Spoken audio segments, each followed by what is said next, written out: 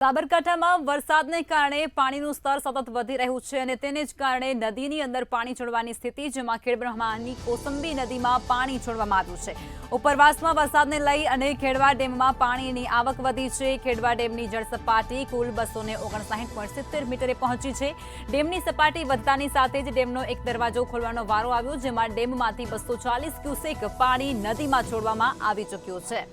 Dam side દ્વારા એક gate 0.07 સુધી ખોલવામાં આવ્યો છે। પાણી છોડાતા નીચાણવાળા વિસ્તારોને એલર્ટ પણ કરી દેવામાં આવ્યા છે। નીચાણવાળા વિસ્તારોમાં ન જવા માટે લોકોને ખાસ પ્રકારે અપીલ પણ કરવામાં આવી છે। આ ડેમની સપાટી વધતાની સાથે જ ડેમનો એક દરવાજો ખોલવામાં આવ્યો છે અને 240 ક્યુસેક પાણી નદીની અંદર છોડવામાં આવ્યું છે।